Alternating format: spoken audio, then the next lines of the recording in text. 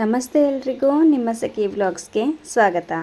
ಸ್ನೇಹಿತರೆ, ಇವತ್ತಿನ ವಿಡಿಯೋದಲ್ಲಿ ವರಮಹಾಲಕ್ಷ್ಮಿ ದೇವಿಗೆ ಯಾವ ರೀತಿ ಸಾರಿ ಉಡಿಸೋದು, ಫುಲ್ ಸೀರೆನ ನೆರಿಗೆ ಮಾಡಿ ಸೀರೆ ಉಡಿಸೋದನ್ನು ತೋರಿಸ್ತಾ ಇದ್ದೀನಿ. ಸೊ ಎಲ್ಲೂ ಕೂಡ ಸ್ಕಿಪ್ ಮಾಡ್ದೇನೆ ನೋಡಿ. ಈ ವಿಡಿಯೋ ನಿಮಗೆ ತುಂಬಾ ಹೆಲ್ಪ್ ಆಗುತ್ತೆ. ಹಾಗೆ ಫಸ್ಟ್ ಟೈಮ್ ಯಾರಾದರೂ ನೋಡ್ತಾ ಇದ್ದರೆ ನನ್ನ ಚಾನಲನ್ನು ಸಬ್ಸ್ಕ್ರೈಬ್ ಮಾಡ್ಕೊಳ್ಳಿ. ಹಾಗೆ ವಿಡಿಯೋ ಇಷ್ಟ ಆದರೆ ಒಂದು ಲೈಕ್ ಮಾಡಿ. ಈಗ ನೀವು ನೋಡ್ತಾ ಇರ್ಬೋದು, ನಾನೊಂದು ಫುಲ್ ಸಾರಿಯನ್ನು ತೊಗೊಂಡಿದ್ದೀನಿ. ಅದನ್ನು ನಾನು ಒಂದು 7ರಿಂದ 8 ನೆರಿಗೆಗಳು ಆಗುವಷ್ಟು, ಒಂದು 4ರಿಂದ 5 ಇಂಚು ಆಗುವಷ್ಟು ಅಗಲ, ಕೈಯಲ್ಲಿ ಎಷ್ಟು ಅಗಲ ಹಿಡ್ಕೊಳ್ಳೋದಕ್ಕೆ ಸಾಧ್ಯ ಆಗುತ್ತೋ ಅಷ್ಟು ಅಗಲ ಹಿಡ್ಕೊಂಡು ಪ್ಲೀಟ್ಸನ್ನು ಮಾಡ್ಕೊಳ್ತಾ ಇದ್ದೀನಿ. ಒನ್ ಬೈ ಒನ್ ಪ್ಲೀಟ್ಸನ್ನು ಮಾಡಿಕೊಂಡು 7ರಿಂದ 8 ನೆರಿಗೆಗಳು ಆದಮೇಲೆ ನಾವು ಬಟ್ಟೆ ಪಿನ್ನನ್ನು ಸೆಕ್ಯೂರ್ ಮಾಡಬೇಕಾಗುತ್ತೆ. ಅದಾದಮೇಲೆ ಫುಲ್ 7-8 ನೆರಿಗೆಗಳು ಆದಮೇಲೆ ಮತ್ತೆ ಬಟ್ಟೆ ಪಿನ್ನನ್ನು ಸೆಕ್ಯೂರ್ ಮಾಡಿ ಫುಲ್ ಸಾರಿಯನ್ನು ಈ ರೀತಿ ಪ್ಲೀಟ್ ಮಾಡಿ ರೆಡಿ ಮಾಡಿ ಇಟ್ಕೊಳ್ಬೇಕಾಗುತ್ತೆ. ಸೊ ಈಗ ನಾನು ಟೇಬಲ್ ಮೇಲೆ ಒಂದು ವೈಟ್ ಬಟ್ಟೆಯನ್ನು ಹಾಕ್ಕೊಂಡು ಅದಾದಮೇಲೆ ಒಂದು ಪೀಠವನ್ನು ಇಟ್ಕೊಂಡಿದ್ದೀನಿ.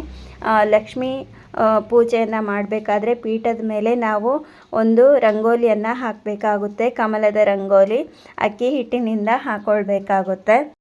ಅದಾದಮೇಲೆ ಬಿಂದಿಗೆಗೆ ಒಂದು ಕೋಲನ್ನು ಕಟ್ಟಿ ರೆಡಿ ಇಟ್ಕೊಂಡಿರಬೇಕಾಗುತ್ತೆ. ಸೊ ಈಗ ಬಿಂದಿಗೆನ ಇಟ್ಟಿದ್ದೀನಿ. ಅದಾದಮೇಲೆ ಮಿಡ್ಲ್ ಸೆರಗು ಎಲ್ಲಿ ಬರುತ್ತೆ ಆ ಪಾರ್ಟನ್ನು ಮಿಡ್ಲು ತೊಗೊಂಡು, ಮತ್ತು ನಾವು ನೆರಿಗೆಗಳು ಉಲ್ಟಾ ಇದೆಯೋ ಸರಿ ಇರೋ ಅಂಥ ಒಂದು ಭಾಗವನ್ನು ತೊಗೊಂಡು ನಾವು ಮೇಲ್ಗಡೆಗೆ ಹಾಕ್ಕೊಳ್ಬೇಕಾಗುತ್ತೆ. ಸೊ ಇಲ್ಲಿ ಸೆರಗು ಏನು ಸಪ್ರೇಟಾಗಿ ಪ್ಲೇಟ್ ಮಾಡಿಲ್ಲ, ಮಿಡ್ಲಲ್ಲಿ ಬರೋ ಥರ ಸೆರಗನ್ನು ಹಾಕ್ಕೊಂಡಿದ್ದೀನಿ. ಹಾಗೆ ಗುಂಡು ಸೂಜಿಯಿಂದ ಸೆಕ್ಯೂರ್ ಮಾಡ್ತಾಯಿದ್ದೀನಿ, ಬಿಂದಿಗೆ ಕಾಣದೇ ಇರೋ ಥರ ಗುಂಡು ಸೂಜಿಯಿಂದ ಸೆಕ್ಯೂರ್ ಮಾಡಿಕೊಂಡು ಮೇಲ್ಗಡೆ ಮತ್ತು ಕೆಳಗಡೆ ಗುಂಡು ಸೂಜಿಯಿಂದ ಸೆಕ್ಯೂರ್ ಮಾಡಿದರೆ ನಮಗೆ ಬಿಂದಿಗೆ ಕಾಣೋದಿಲ್ಲ.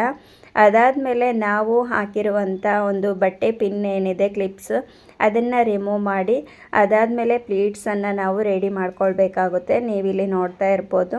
ಹಾಗೆ ಸಾರಿಗೆ ಕುಚ್ಚಿರೋದ್ರಿಂದ ಅದು ಕಾಣದೇ ಇರೋ ರೀತಿ ಪಿನ್ನನ್ನು ಮಾಡ್ಕೊಳ್ತಾ ಇದ್ದೀನಿ. ನಾವು ಲಕ್ಷ್ಮೀ ದೇವಿಗೆ ಹೊಸದಾಗಿ ಸೀರೆನ ತೊಗೊಂಡು ಬಂದು ಉಡಿಸ್ಬೇಕಾಗುತ್ತೆ.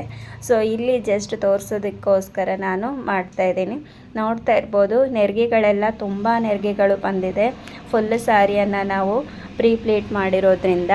ಸೊ ನೆರಿಗೆಗಳು 1 ಬೈ 1 ಕಾಣೋ ರೀತಿ ಕರೆಕ್ಟಾಗಿ ಮಿಡ್ಲಲ್ಲಿ ಸಮಭಾಗವಾಗಿ ಬರೋ ಥರ ನಾವು ಈಕ್ವಲ್ ಆಗಿ ಎಲ್ಲ ನೆರಿಗೆಗಳು ಕಾಣೋ ಥರ 1 ಬೈ 1 ಜೋಡಿಸ್ಕೊಳ್ಬೇಕಾಗುತ್ತೆ. ನೋಡ್ತಾ ಇರ್ಬೋದು, ಎಲ್ಲನೂ ಕರೆಕ್ಟಾಗಿ ಜೋಡಿಸ್ಕೊಂಡಾದಮೇಲೆ ನಾವು ಸೊಂಟ ಪಟ್ಟಿಯನ್ನು ಕಟ್ಟೋದ್ರಿಂದ ನೆರಿಗೆಗಳು ತುಂಬ ನೀಟಾಗಿ ಕಾಣುತ್ತೆ ಮತ್ತು ತುಂಬ ಸ್ಪ್ರೆಡ್ಡಾಗಿ ಚೆನ್ನಾಗಿ ಕಾಣುತ್ತೆ.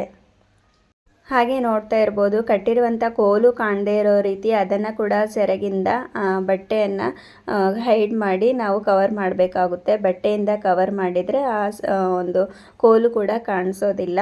ಈಗ ಫುಲ್ ಸ್ಪ್ರೆಡ್ ಮಾಡ್ಕೊಂಡು ಆದಮೇಲೆ ನಾನು ಸೊಂಟ ಪಟ್ಟಿಯನ್ನು ಕಟ್ತಾ ಇದ್ದೀನಿ. ನೋಡ್ತಾ ಇರ್ಬೋದು, ಸರಿಯಾಗಿ ನೋಡಿಕೊಂಡು ಮಿಡ್ಲು ಭಾಗಕ್ಕೆ ಬರೋ ರೀತಿ ಕಟ್ಕೊಂಡು ಅದಾದಮೇಲೆ ಮತ್ತೊಮ್ಮೆ ನೆರಿಗೆಗಳನ್ನು ನಾವು ಎಳ್ಕೊಳ್ಬೇಕಾಗುತ್ತೆ. ಇದರಿಂದ ನೆರಿಗೆಗಳು ಎಲ್ಲ ಕಡೆನೂ ಈಕ್ವಲ್ ಆಗಿ 2 ಕಡೆ ಈಕ್ವಲ್ ಆಗಿ ಕಾಣುತ್ತೆ, ಲೆಫ್ಟ್ ಸೈಡ್ ಮತ್ತು ರೈಟ್ ಸೈಡಲ್ಲಿ.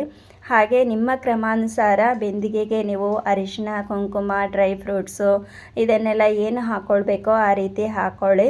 ಹಾಗೆ ನಿಮಗೆ ಏನೇನೆಲ್ಲ ಹಾಕಬೇಕು ಅಂತ ವಿಡಿಯೋ ಬೇಕಾದರೆ ಹೇಳಿ, ವಿಡಿಯೋ ಮಾಡಿ ಹಾಕ್ತೇನೆ. ನೆಕ್ಸ್ಟ್ ಸೊಂಟಪಟ್ಟಿ ಹಾಕ್ಕೊಂಡು ಆದಮೇಲೆ ಮತ್ತೆ ನಾವು ಯಾವುದೆಲ್ಲ ಒಂದು ಆಭರಣಗಳನ್ನು ಹಾಕಬೇಕು ದೇವಿಗೆ, ಆ ಆಭರಣಗಳನ್ನು ಹಾಕ್ಕೊಳ್ಬೇಕಾಗುತ್ತೆ. ಆದಷ್ಟು ಯೂಸ್ ಮಾಡಿರುವಂಥ ಆಭರಣಗಳನ್ನು ಹಾಕಬೇಡಿ. ಲಕ್ಷ್ಮಿಗೆ ಅಂತ ಸಪ್ರೇಟಾಗಿ ತೆಗೆದಿಟ್ಟಿರುವಂಥ ಆಭರಣಗಳನ್ನು ಹಾಕ್ಕೊಳ್ಳಿ.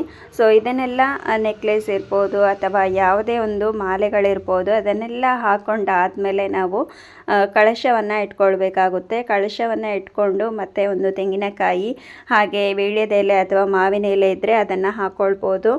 ಅದನ್ನೆಲ್ಲ ಹಾಕ್ಕೊಂಡು ಮತ್ತೆ ದೇವಿ ಮುಖವಾಡವನ್ನು ಹಾಕ್ಕೊಂಡ್ರೆ ಮತ್ತೆ ನಾವು ಸ್ವಲ್ಪ ಹೂ ಯಾವುದೇ ಇರ್ಬೋದು, ಯಾವುದೇ ಒಂದು ಮಾಲೆಗಳನ್ನು ಹಾಕ್ಕೊಳ್ಬೋದು.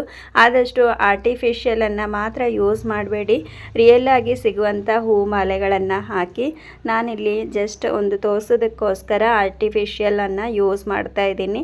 ಹಾಗೆ ಜಡೆ ಬಿಲ್ಲೆ ಇದ್ದರೆ ಜಡೆ ಬಿಲ್ಲೆ ಕೂಡ ಹಾಕ್ಕೊಳ್ಳಿ, ತುಂಬ ಚೆನ್ನಾಗಿ ಕಾಣುತ್ತೆ.